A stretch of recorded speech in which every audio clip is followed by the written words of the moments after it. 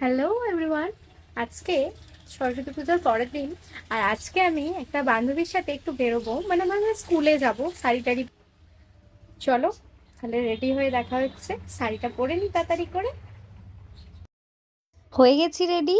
এবার বেরিয়ে পড়েছি, খুব তাড়াতাড়ির মধ্যেই আছি, কারণ আমার বান্ধবী রিক্তা ও এসেই গেছে যেখানে আমাদের মিট করার কথা ছিল।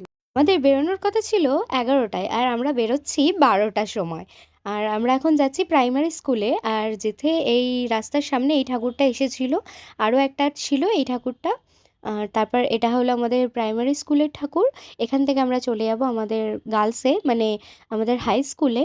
এটা হলো আমাদের স্কুলের ঠাকুর। আর এটা হলো আমাদের পুরো স্কুলটা, অনেক দিন পর এলাম স্কুলে, বেশ ভালো লাগলো। আর এটা হলো আমাদের বাণী মন্দির স্কুলে, নালিকুলে। আর এই ঠাকুরটা হলো স্কুলের পাশেই।